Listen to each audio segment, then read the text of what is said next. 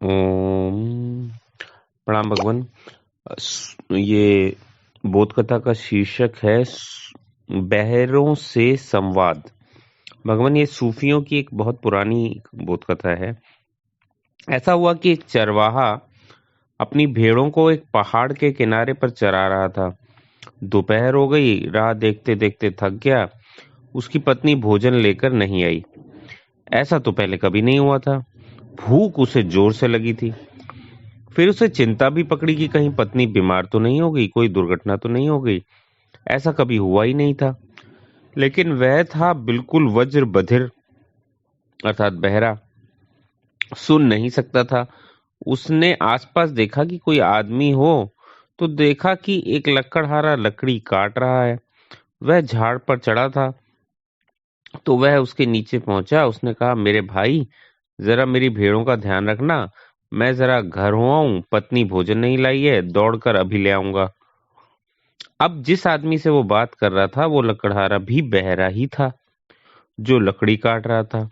उसने कहा, जा जा, हमारे पास बातचीत का कोई वक्त नहीं है। मैं अपने काम में लगा हूं, तुझे बातचीत की सूझी है? अभी मेरे पास बहुत काम है।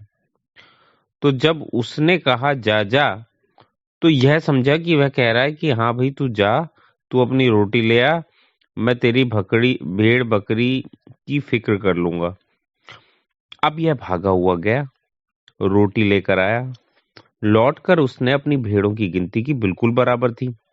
तो वो उस आदमी को धन्यवाद देने गया। आदमी बड़ा ही प्यारा है, आदमी बड़ा प्यारा है, अच्छा है, ईमानदार है, फिक्र रखी, एक भी भेड़ भटकी नहीं। फिर उसको ख्याल आया, धन्यवाद कोरा क्या देना, एक लंगड़ी भेड़ थी उसके पास, उसे आज नहीं कल काटना ही था। तो सोचा ये उसको भेंट कर दूं। तो वह लंगड़ी भेड़ लेकर गया। उसने कहा, मेरे भाई, बड़े बड़े बड़े धन्यवाद, तुम्हारी बड़ी कृपा, यह भेड़ स्वीकार कर लो, ऐसी भी इसे काटना ही था। दूसरे बहरे ने कहा कि भाई, तेरा क्या मतलब, मैंने तेरी भेड़ लंगड़ी की है? मतलब वो उसकी बात तो समझा नहीं बहरा। उसने उसका अलग ही मतलब निकाला। तो उसने उससे गुस्से में पूछा, तेरा क्या मतलब, मैंने तेरी भेड़ लंगड़ी की है?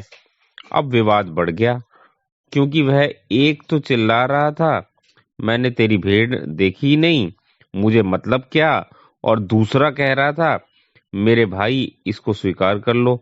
और थे दोनों बहरे। तो बड़ी कठिनाई हो गई। तो फिर एक राहगीर, एक घोड़े पर एक चोर जो घोड़े को चुरा कर जा रहा था, वह रास्ता भटक गया था। वह इन दो आदमियों से पूछने आया था रास्ता।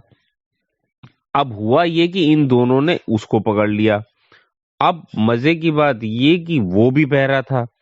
वो समझा कि भैया पकड़े गए, चोर समझा कि पकड़े गए, लगता है ये दोनों ही घोड़े के मालिक हैं।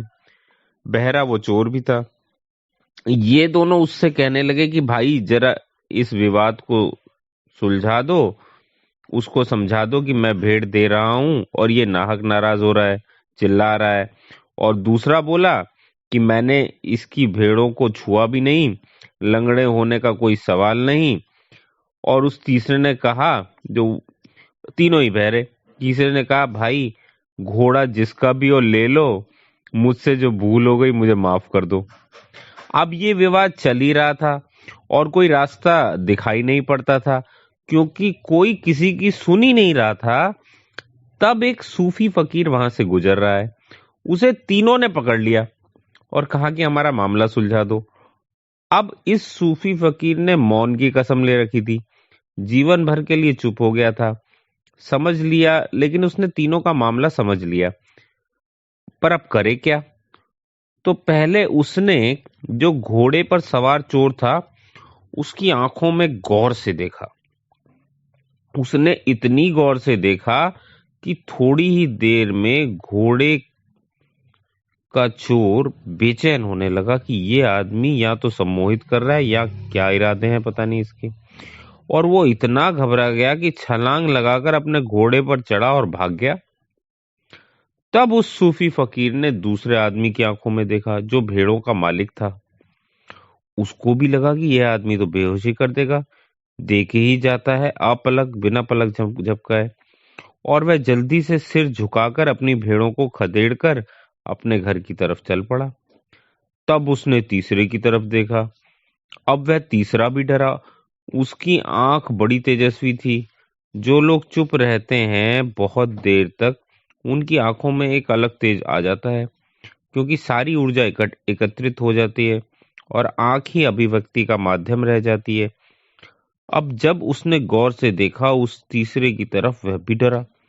उसने अपनी लकड़ी का बंडल बांधा और भागा, और सूफी फकीर हंसता हुआ अपने रास्ते पर चला गया। सूफी ने मामला हल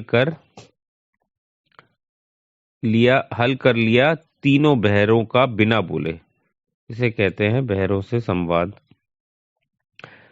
लेकिन बोध कथा कहती है कि यही संतों की तकलीफ है हमारे साथ।